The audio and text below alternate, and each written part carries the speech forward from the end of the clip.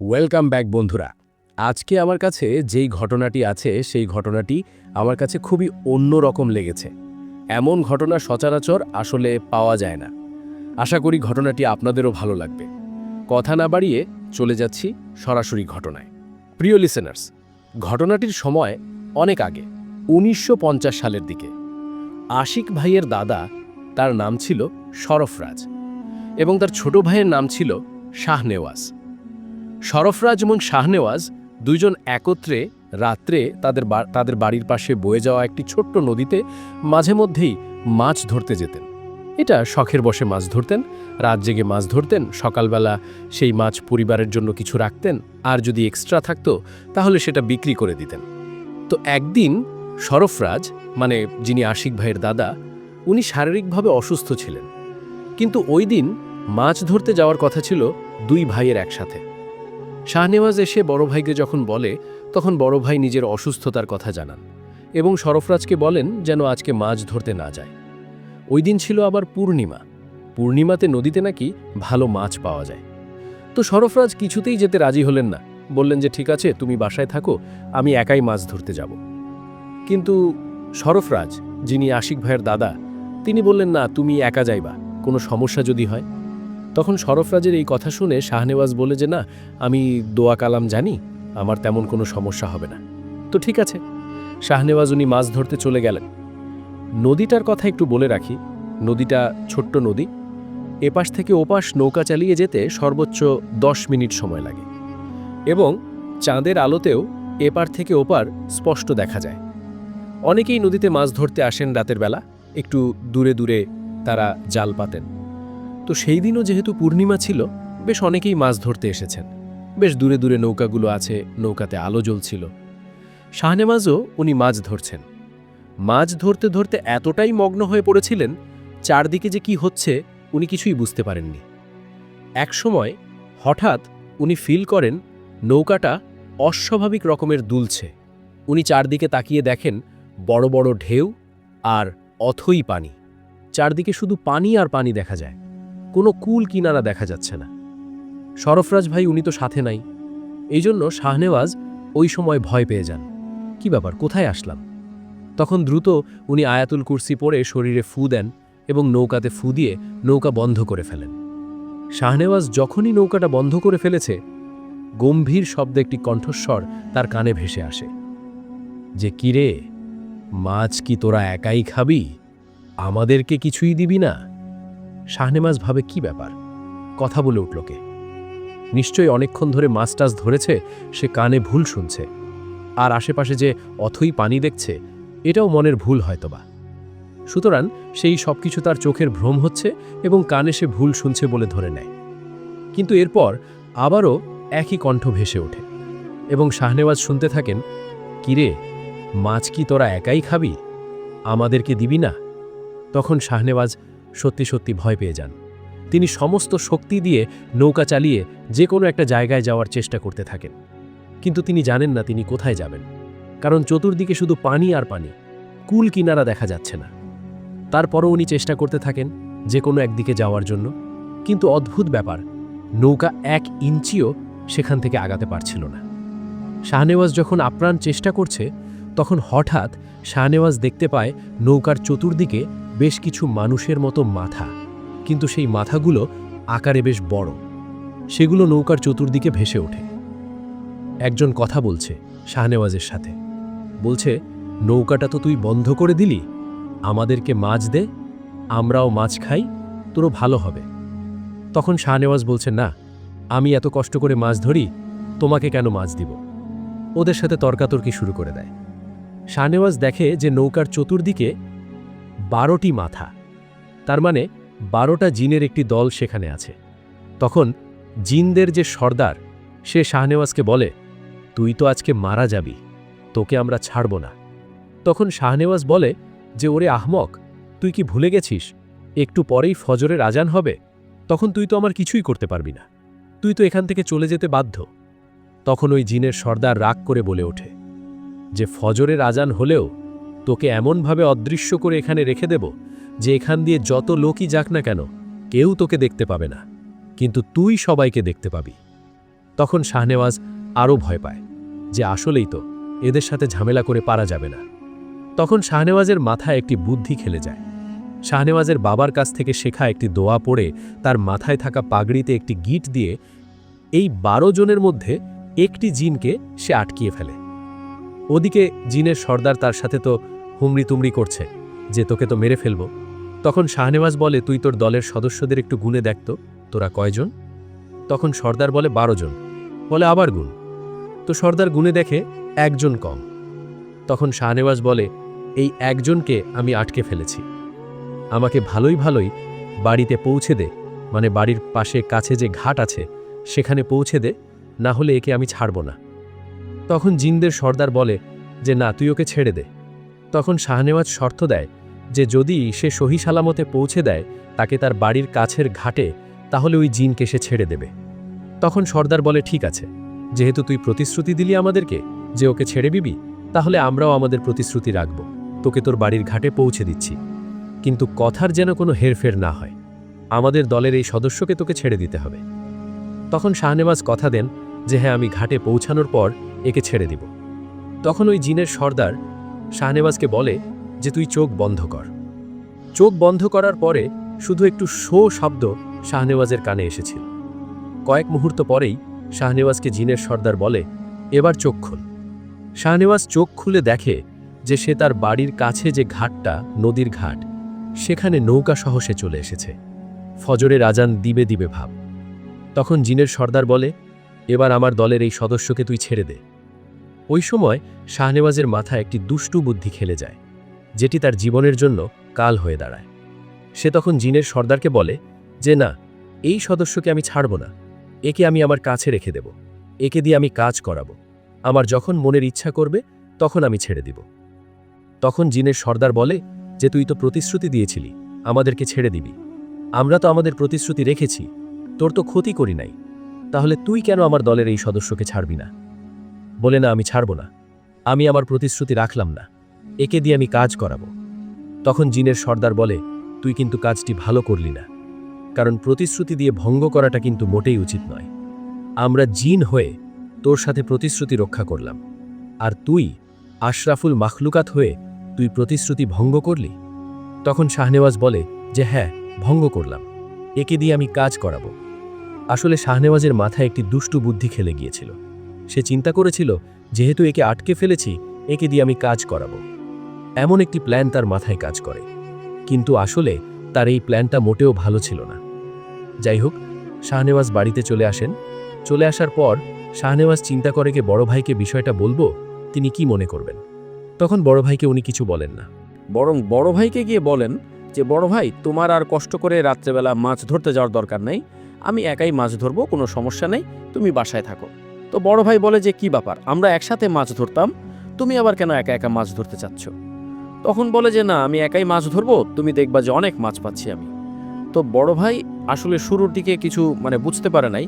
উনি বলে যে ঠিক আছে, তুমি যদি একা মাছ ধরো আমার কোনো সমস্যা নাই। এখন প্রতিদিন শাহনেওয়াজ যে কাজটি করেন সেটা হচ্ছে উনার মাথার পাগড়িটা উনি সাথে নিয়ে যান, বিশেষ ওই পাগড়িটা যেটাতে একটি গিট দিয়ে একটি জিনকে উনি আটকে ফেলেছিলেন। উনি যখন নৌকা নিয়ে মাছ ধরতে যেতেন তখনই ওই 12টা জিনের যেই দলটা ছিল তার মধ্যে একটা তো বন্দী ছিল, আর ওই যে সর্দার সহ আরও 10 জন, মোট 11 জন, তারা ওই নৌকার কাছে এসে হাজির হতো। এসে বলতো যে শাহনেওয়াজ, আমাদের দলের এই সদস্যকে ছেড়ে দে। তখন শাহনেওয়াজ বলতো যে ঠিক আছে, তাহলে আমাকে মাছ ধরে দে, তাহলে বিবেচনা করব। তখন কি করত যে ওই জিনেরা তাদেরকে শাহনেওয়াজকে মাছ ধরে দিত, এত পরিমাণে দিত না যাতে করে মানুষের মনে সন্দেহ হতে পারে, মোটামুটি ভালো মাছ ধরে দিত।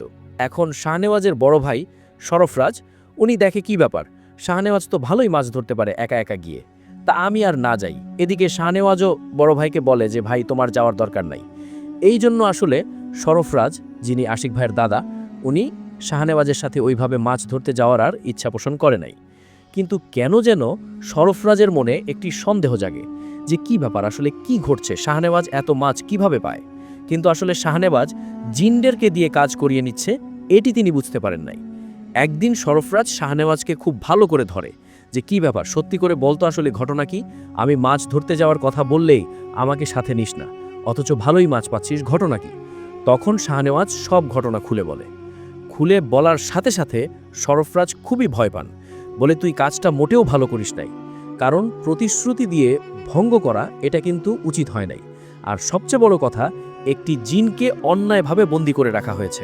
তারা তো তোকে পৌঁছে দিয়েছিল, তারপরও উচিত ছিল তাকে ছেড়ে দেয়া। এখন তো এরা যে কোনোভাবে তোর উপর প্রতিশোধ নেয়ার চেষ্টা করবে। এখন কি হবে? তো তুই এই জিনটাকে ছেড়ে দে।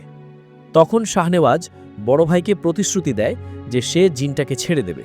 কিন্তু আসলে এই প্রতিদিন এত মাছ পাওয়ার একটা নেশা আর জিনদেরকে দিয়ে কাজ করিয়ে নেওয়ার একটা অভ্যেস, এইভাবে টানা কয়েক মাস হওয়ার কারণে উনার মধ্যে এক ধরনের একটা অলসতা এবং এক ধরনের অদ্ভুত মজা উনি পেয়ে গিয়েছিলেন। উনি তাদেরকে দিয়ে কাজ করিয়ে মজা পেতেন। একদিন উনি মাছ ধরতে গেছে, সেই দিনটিও কোনো কারণে পূর্ণিমার দিন পড়ে গেছে। মাছ ধরতে যাওয়ার পর তখন দেখে হঠাৎ করে যে 11টি মাথা আবার ভেসে উঠেছে।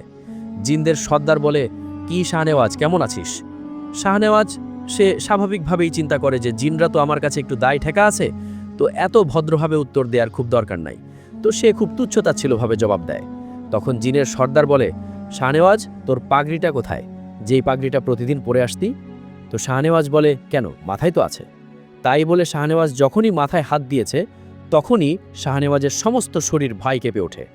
শাহনেওয়াজ দেখে ওই দিন ভুল করে সে বাসায় থাকা অন্য একটি পাগড়ি পরে চলে এসেছে, এবং যেই পাগড়িতে গিট দিয়ে জিনটাকে আটকে রেখেছিল এই পাগড়িটি সে আর ওই দিন নিয়ে আসে নাই, যেটা প্রতিদিন মাছ ধরার সময় সে নিয়ে যেত। শাহনেওয়াজ প্রচণ্ড ভয় পায়, এবং এতটা ভয় পায় যে সে আয়াতুল কুরসি বা অন্যান্য দোয়া কোনোটাই ভয়ে পড়তে পারছিল না। সে ভয়ে সব কিছু ভুলে গেল। তখন জিন বলেছিল যে এতদিন আমাদের সাথে প্রতারণা করে অনেক কাজ তো করিয়ে নিলি, এই কাজগুলো যে অন্যায়, এটা তুই কি মানিস? তখন শাহনেওয়াজ বলে যে হ্যাঁ, কাজটা আমার উচিত হয় নাই। তখন বলে যে তোকে আমরা এমনভাবে মারব যে তোর গ্রামের সবার জন্য তুই একটি উজ্জ্বল দৃষ্টান্ত হয়ে থাকবি। এই ঘটনা বলার পর লিসেনার্স আশিক ভাই, যিনি এই গল্পটি সাগর দেওয়ান ভাইয়ের কাছে বলেছিলেন, তিনি বেশ কান্নাকাটি করেন, কারণ এটা খুবই একটা প্যাথেটিক বিষয়। এখন বলতে পারেন যে যেহেতু শাহনেওয়াজ মারা গেলেন, ঘটনাটি আসলে কে পরবর্তী ঘটনাটা আমাদের কাছে এনে দিল? এটি বলছি প্রিয় লিসেনার্স, আসলে পরের দিন তার যে বড় ভাই সরফরাজ, উনি দেখেন যে শাহনেওয়াজ বাড়িতে ফেরে নাই। উনি চিন্তায় পড়ে যান, কারণ উনি তো জানতেন যে এরকম একটা দুর্ঘটনা ঘটতে পারে, শাহনেওয়াজ যেহেতু প্রতিশ্রুতি রক্ষা করে নাই জিনদের সাথে। তো উনি সকালবেলায় অন্যান্য যারা মাঝি মাল্লা যারা আছে, যারা মাছ ধরতে গিয়েছিল জেলে, তাদের সাথে কথা বলা শুরু করে। তারা বলে, হ্যাঁ, সরফরাজ তো রাত্রেবেলা গিয়েছিল, কিন্তু তারপরে আর আমরা তাকে দেখি নাই। তখন গ্রামের সবাইকে এই ঘটনাটি খুলে বলে, শাহনেওয়াজের কথা আর কি সরফরাজ খুলে বলে। খুলে বলার পর সবাই মিলে শাহনেওয়াজকে খুঁজতে থাকে। 1 দিন, 2 দিন, 3 দিন, 4 দিনের দিন একটি বিষয় সবাই লক্ষ্য করে। 4 দিনের মাথায় দেখা যায় নৌকার একটি মাথা, নৌকার তো 2টা মাথা থাকে, দুপাশে চোখা থাকে, তো একটা মাথা নদীর তলদেশ থেকে ভেসে উঠেছে, আর আরেকটা মাথা নিচের দিকে। সবাই সেই নৌকার কাছে যায়, এবং যখন সরফরাজকেও ডাকা হয়, আশিক ভাইয়ের দাদাকে, তখন বুঝতে পারেন এটি হচ্ছে তাদের সেই নৌকা যেই নৌকায় শাহনেওয়াজ মাছ ধরতে বের হয়েছিল। কিন্তু আরও অদ্ভুত ব্যাপার কি, যে নৌকার যেই দৈর্ঘ্য এবং নদীর যেই গভীরতা, নদীর গভীরতা কিন্তু আরও বেশি। নৌকাটা যদি খাড়া করে ডুবিয়ে দেয়া যায়, তারপরেও নদীর তলদেশে পৌঁছাবে না। কিন্তু কিভাবে এই নৌকাটা খাড়া পানির মধ্যে ভেসে উঠেছে? সবাই নৌকাটা নাড়ানোর চেষ্টা করে, কিন্তু প্রত্যেকেই ফিল করে এই নৌকাটি শক্ত হয়ে আছে, মনে হচ্ছে নৌকার অপর মাথা মাটির মধ্যে গেড়ে দেয়া। কিন্তু নৌকা তো এত বড় নয়, আর এখানে গভীরতাও বেশি। যাই হোক, সবাই মিলে নৌকাটি টেনে ওঠানোর চেষ্টা করে, সকলেই ব্যর্থ হয়। তখন সরফরাজ চিন্তা করে যে শাহনেওয়াজের দেহটা কোথায় গেল। তখন অন্যান্য যারা জেলেরা আছে সবাই মিলে, এবং সরফরাজ উনি নিজেও ডুব দেয়, ডুব দিয়ে খোঁজার চেষ্টা করে শাহনেওয়াজের দেহটা কোথায়। সবাই দেখে নৌকার একদম নিচের দিকে শাহনেওয়াজের মাথাটা নদীর তলদেশে মাটির মধ্যে ঢুকে আছে, আর দেহটা উপরের দিকে। কিন্তু অদ্ভুত ব্যাপার সেটা হচ্ছে নৌকাটা এত বড় কিভাবে হলো, কারণ গভীরতা তো অনেক বেশি। যাই হোক, এই প্রশ্নের উত্তর কখনোই পাওয়া যায় নাই। সবাই অনেক চেষ্টা করেছে শাহনেওয়াজের দেহটা তোলার জন্য, কিন্তু বডিটা তুলতে পারলেও মাথাটা তুলতে পারেনি, কারণ হচ্ছে মাথাটা মাটির মধ্যে ছিল আর বডিটা উপরের দিকে। যখন টানা হ্যাচড়া করে, তখন তার বডিটাই মাথার থেকে খুলে চলে আসে, বডিটাই উপরে আনতে পারে, কিন্তু মাথাটা তুলতে পারে নাই। তখন সারা গ্রামে শোকের ছায়া পড়ে যায়। শাহনেওয়াজকে মাথা ছাড়াই দাফন করা হয়। আরও অদ্ভুত ব্যাপার, মাসের পর মাস, বছরের পর বছর ওই নৌকা ওই রকমই ছিল। যখন বর্ষাকালে নদীর পানি অনেক বেড়ে যায়, নদীর পানি যেভাবে বাড়ে, নৌকার মাথাটাও ঠিক সেই তালে তালে ঠিক ততটুকুই ভাসতে থাকে। নদীর পানি যদি 50 হাত বাড়ে, ওই নৌকার মাথাটাও ঠিক উপরে সামান্য একটু অংশ দেখা যায়। তার মানে হচ্ছে যে নৌকাটি নদীর পানি বাড়ার সাথে সাথে সেটা ডোবে না। এইটি একটি অদ্ভুত ব্যাপার ছিল। অনেকেই চিন্তা করেছে তাহলে তো নৌকাটা মনে হয় মাটির থেকে ছুটে উপর দিকে ভেসে আছে। সেটাকে যখন নাড়ানোর চেষ্টা করছে তখন তারা ফিল করেছে যে এই নৌকাটি এখনও মাটির ভেতরেই প্রথিত আছে। কিন্তু তাহলে বর্ষার পানি বাড়ার পরেও নৌকার মাথা কেন পানির উপরে দেখা যাচ্ছে? এভাবে অনেক দিন এরকমই ছিল। কোনো একটি খরার সময় যখন নদীর পানি অনেক কমে যায়, তখন যত কমে যায় নৌকাটা তত আস্তে আস্তে নিচে নামতে থাকে। এক সময় নদীর পানি যখন শুকিয়ে গিয়েছিল, সেই সাথে নৌকাটিও তলদেশের সাথে চিরতরে মিলিয়ে যায়। বেশ কয়েকজন গর্ত খুঁড়ে নৌকার অস্তিত্ব খোঁজার চেষ্টা করলেও ওই নৌকার অস্তিত্ব আর কখনো খুঁজে পাওয়া যায় নাই। আর ওই দিন থেকে, যেই দিন থেকে শাহনেওয়াজ তার মৃত্যু হয়েছিল, ওই দিন থেকে সেই পাগড়ি, যেই পাগড়িতে একটি জিনকে গিট দিয়ে আটকে রাখা হয়েছিল, ওই পাগড়িটার খুঁজে পাওয়া যায় নাই। দুঃখজনক ব্যাপার হচ্ছে যে আশিক ভাইয়ের পরিবারের সাথে এখনও কিছু অদ্ভুত ঘটনা ঘটে চলেছে। ওই জিনেরা এখনও আশিক ভাইয়ের পরিবারকে ছাড় দেয় নাই। যখন আশিক ভাইয়ের এই যিনি দাদা আর কি সরফরাজ, তার ছোট ভাই শাহনেওয়াজ মারা গেলেন, পরবর্তীতে একজন হুজুরের মাধ্যম দিয়ে যখন এই জিনদেরকে হাজির করা হয়েছিল, তখন ওই রাত্রে কি ঘটনা ঘটেছিল জিনেরাই নিজের মুখে স্বীকার করেছিল। সেখান থেকেই আসলে ওই দিন শাহনেওয়াজের মৃত্যু কিভাবে হয়েছিল সেটি জানা গিয়েছিল। প্রিয় লিসেনার্স, এই ঘটনা থেকে আমরা একটা বিষয় জানতে পারি, সেটা হচ্ছে যে প্রতিশ্রুতি যদি কাউকে, সে হোক মানুষ বা হোক জিন, যদি দেয়া হয় তাহলে অবশ্যই সেটি রক্ষা করাটা দায়িত্ব হয়ে পড়ে। এই প্রতিশ্রুতি রক্ষা না করে শাহনেওয়াজের মনে যে দুষ্টুবুদ্ধি চলে এসেছিল, এটির খেসারত দিতে হয়েছে তার জীবন দিয়ে। লিসেনার্স, আশা করি ঘটনাটি আপনাদের ভালো লেগেছে। আর যদি সত্যিই ভালো লেগে থাকে তাহলে কমেন্ট করে জানাতে ভুলবেন না। আজকের মতো বিদায় নিচ্ছি। সবাই ভালো থাকবেন। আল্লাহ হাফেজ।